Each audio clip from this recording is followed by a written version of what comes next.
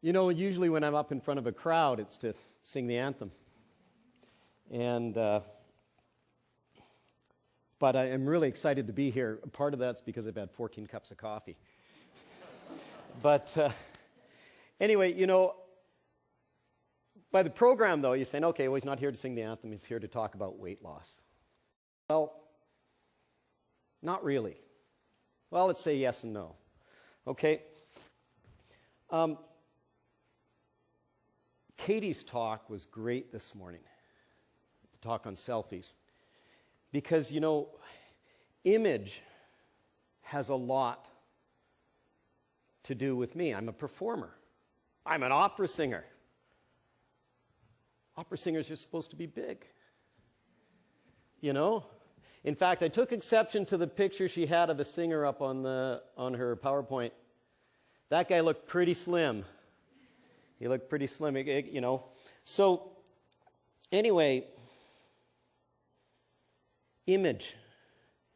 You know, she referenced, Amit referenced the Greeks too. Aristotle. Aristotle says that in his first book on logic, the very first line, things are said to be equivocal when they have the same name but different ratios, different modes of being.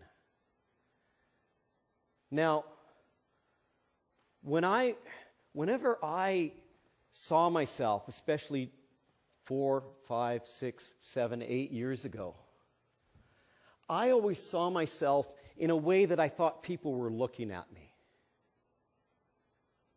Okay, so, you know, I'd see these infomercials about losing weight and getting 6-pack abs, and now I heard a reference to 8-pack abs. I'm not sure what that is. I guess maybe it's, you know, just to give better value, you know. But I hated thinking about myself. I hated thinking about the way I looked. And I hated, you know, anytime someone looked at me, I'd always think, oh, look, they're looking at the fat man. You know, I'd get out of the car, you know, and you just kind of have to hoist yourself up, you know, and you'd feel it in your knees. And I'd think they're looking at the fat man getting out of the car. Must be hard for him. Those were the charitable thoughts. I'd be walking down the grocery store, and maybe there were chips on one side and soda pop on the other. And I'd be thinking they'd be looking at me and saying, oh, that's why he's fat. He buys chips, drinks soda. You know? And then I'd go over to the place where I really wanted to go, was the produce, right? Yeah, of course. I'd go over and I'd be picking up a head of lettuce. And I'd be looking which one's a better buy. You know, if they're the same price, you want to get the bigger head of lettuce. And I think they'd be, you know, someone glances my way and I think, oh, they're thinking, oh, there's the fat guy. Trying to eat healthy now. He must want to lose weight. And so I hated being fat. I didn't like being the big opera singer.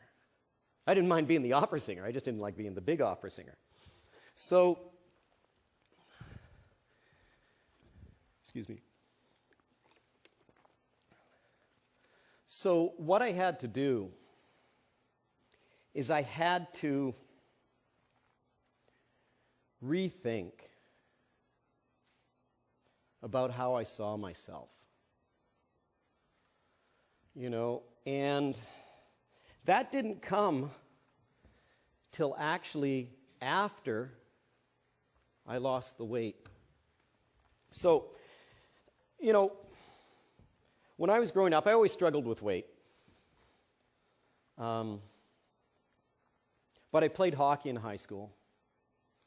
And you can't be, well, when I was, you know, I'm 5'8". Okay, I'm 5'7.5". Okay. But you always bump it up, right? Okay. Apparently goaltenders, if it says on their stat sheet that they're 6 feet, that just means they're over 5'10". Okay, because now you can't get drafted in the NHL unless you're 6 feet tall. Okay, and I've heard that from a few pro scouts. Anyway, I'm not aspiring after that anymore, just in case you thought that. But I loved playing hockey when I was a kid. But I always had a problem with weight. My family always had a problem with weight. So what did I do? I ran 2 miles 5 days a week in high school just to stay in shape so I could play hockey. That's the only reason I ran. As soon as I stopped playing competitive hockey, there went the running. Okay? Now, I don't mean to offend runners out there. I'm back into running, but now sprinting. I just had to find my kind of running. So, anyway, so I go to university.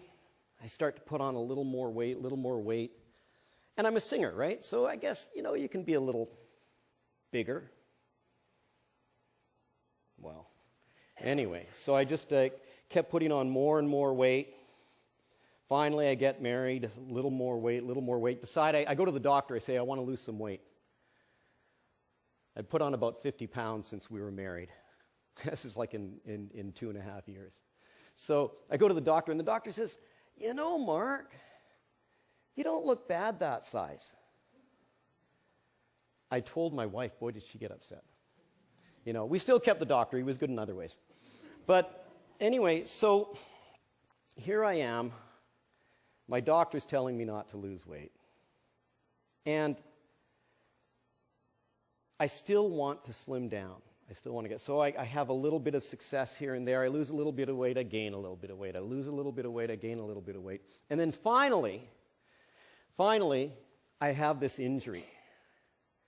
And ironically, it's on the ice. I'm at one of my son Sean's hockey practice. And I think, I'm going to show these kids that some fat old guy can beat them up and down the ice. Not beat them, but skating. And I strained my hip flexor. So it's like, oh, okay, well so get up the next morning, it's a little bit sore. The next day, I got to go up the stairs backwards. The next day, I can't get out of bed. So what happens? I go to the doctor, he says, I wish you took care of this right away. Now it's going to bug you for about 6 months. 6 months. I had never not exercised for 6 months in my adult life. Actually, as far as I could remember. Because when you're a kid, you're running around all over the place, right? So I just started to pack the weight on. Okay, I got to be at least 330 pounds. Now, the reason I say at least 330 pounds is because that's only how high our scale went. After that, it read E for error. No kidding, right? So I had E for error. I didn't know how much I weighed. I just knew it was north of 330. Okay, so you do diets, drips and drabs here. And finally, I was in our basement, and it just the thought hit me. If I don't lose some weight, if I don't lose a lot of weight, I am not going to see our youngest son, Gregory, graduate from high school. Forget about college. So, at that moment, I decided I got to lose some weight. How do I do it? Our family, everybody in our family had a problem with weight when I was growing up. My mother had us on just about every diet that exists. Well, not just about every diet, but a lot of diets, okay? There was the Scarsdale diet. There was the Atkins diet, right? There was the banana and milk diet, okay? You had 3 meals a day, 2 bananas, and 1 glass of milk. My brother lasted 4 days. That's how long as you were supposed to be on it. I lasted 2. So I didn't fare so well on that one, and there was another one. This one I found after we got married. It is called the Weight Loss for Idiots diet. So you took 10 things from column A and 10 things from column A, and you pushed the button, and then it gave you this diet. And it was great. The foods were great. I mean, hey, any diet that lets you have cashews, that's not bad. Okay? However, it was only supposed to be a little handful of cashews. Okay? For me, I tried to make my handfuls like Andre the Giant. You know, so anyway, I tried all these days. You know, there's Body for Life. Did that. Boy, that was a workout. And Fit for Life. Actually, there's a diet called Fit for Eternal Life.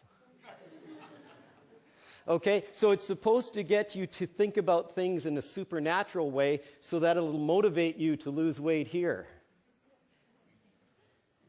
Now, I'm not a theologian, but as far as I remember from my catechism, is that when we die, no matter what state we're in, we get our glorified body in heaven.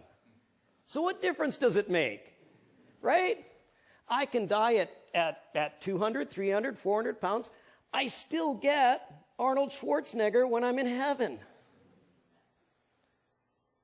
But I have to think about right here. Okay, and I had Gregory there. Okay, so what do? Well, I try more diets. Okay, Amit said we don't give up, right? We don't give up. I tried more. I tried this diet that combined high-intensity training with low carbohydrates. That's kind of how I'd lost weight in the past. Well, guess what? I'm 50 years old. It doesn't work now. But I keep going at it. Finally, quite by accident, my wife comes across this diet at the library. And this diet is thought to be really crackpot. Virtually no doctors think that it works. The closest one, to me, was up in Prince George. It's 500 miles away. Or 500 kilometers, I can't remember. But it's a long way away. I'm not going to drive there and come back for dinner. Okay? So, I read it. It makes sense. At least it makes sense to me. And so I committed to it. And it started to work. I started to lose the weight. I lost 45 pounds in 30 days. Now, I was 370 pounds. I still weighed 325 pounds. But it was working. My knees didn't hurt anymore. My feet didn't hurt anymore. And so I was home free, right? How about right after that, I get a life-threatening disease. I get a 9 millimeter kidney stone. 9-inch would have been tough. 9 millimeter kidney stone. And when they're prepping me for the kidney stone surgery, they find out that I have a heart arrhythmia. All in the 3 or 4 weeks after I lost the 45 pounds. I thought I was killing myself by losing the weight. Should I give up? Well, you know what? I had 9 kids. Actually, I still have 9 kids. Okay? I figured it was better for them to see their dad trying to do something about his condition and go down trying than to just sit back and say, oh, you know, that was too hard. Oh, you know, I'll just take things the way I am. You know, I like that quote of Nietzsche. Whatever doesn't kill me makes me stronger. Right? And I was going to do this if it killed me. So I just kept going. My sister died. She always fought obesity too. I wanted to share what I had found. By the time when she finally passed on, I had already lost almost 100 pounds. I wanted to share that with her. But you know what? She had given up. She didn't give up on life. She gave up on trying. You know, my dad passed away at 52. My grandpa at 48. both from heart problems. I had the anxiety of thinking about that. But you know what? I kind of have to go with the Stoics on this and take any obstacle as a means of achieving my goal. You know, I don't know whether you have weight to lose or whether you have something weighing on your mind that seems like it's going to, grind you under. I can't tell you that the way I did things was the way you should do things. But I can tell you that there is a way for you to do things. You just have to find it. You know, there's no formula as far as I can tell. But we all have to build our toolbox. And our toolbox is to work on the material at hand, which is ourselves. So I had to come, for me, I had to wait. So what was the main thing in my toolbox? The main thing in my toolbox was not giving up. And what helped me not give up? It was looking at Gregory. By the way, Gregory and I have a great relationship now. Okay? He didn't like me back when he was 2. That's one of the reasons I wanted to hang around. I wanted to hang around until he liked me. Now he'll come down, I'll hear him coming down the office, and knock on the door and say, "Who is it?" I know who it is. He says, "Gregory." He comes in and he shows me a picture. It's a Stellar J. And it's great. And I'll say, "Hey, are you going to color the background?" He goes, "Whoopsie." And then he shuts the door and he up the stairs. I mean, that's great. I love that. So anyway, I don't know if you need to become half the man or half the woman. But whatever it is you have to do, I hope, like me, you can also say, when you accomplish what you need to accomplish, you have twice the life. Thank you, and God bless.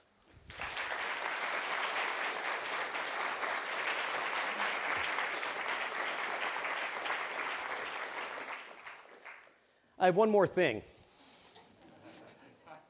I get, yeah, right. Thanks, Terry. Some people want to say, well,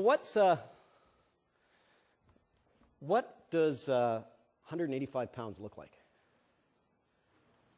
It looks like 185 of these. If you fill this up with fat, this is 500 milliliters, okay?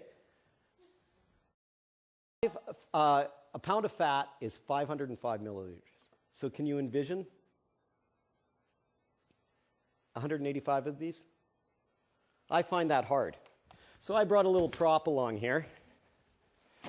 This is 23 milk jugs.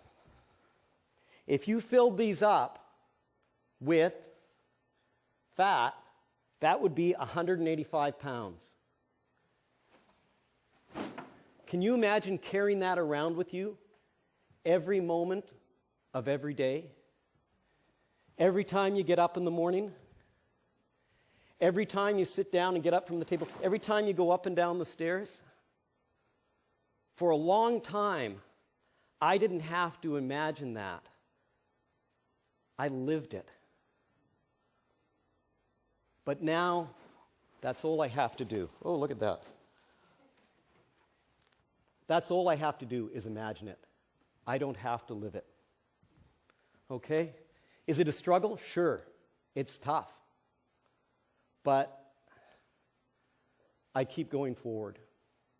Okay? And, believe me, you hear people say, if I did it, you can do it. I really mean that. Because I'm the most undisciplined person in the world. But I managed to stick with it over 2 years and lose 185 pounds. I hope none of you have that big a burden to lift off your shoulders. So, anyway, I got one more thing. And this is, a lot of people have said, weren't you worried that your voice was going to go if you lose all the weight? And I said, I didn't care. What good would my voice do me if I was 6 feet under? No one would hear it. Okay? Besides, the breast support would be terrible. So anyway, I thought I'd just give you a chance to hear what it's like, and hopefully you'll agree with me that I think the voice fared okay. Here we go. This is a funny little song about my brother's a priest, so I think he should be the one singing this song rather than me, and you'll find out why. As I were walking upon a fine day, I met a fine lady come over the way. She smiled as she passed with a lilt in her eye, but I turned and I blushed because I was shy. Says I to myself, come Johnny, says I, if thou'd like for to win her, there's now but to try. So I doffed my hat, and I winked my eye. Then I donned it on again, 'cause I was shy. She walked before me for nearly a mile, till she got herself stuck on the top of a stile. She said, will ye help me? I'll try it, says I. Then I hollered for mother because I was shy. She called me a noodle, I made a grimace. Then she up with her fist and she smacked my face. Then along comes me brother, so spruce and so spry. And off I skedaddled because I was shy. She hooked his arm and she hooked him too. They were married as soon as the bands had gone through. Now they've lots of wee children and troubles for by. So I think I've been lucky because I was shy.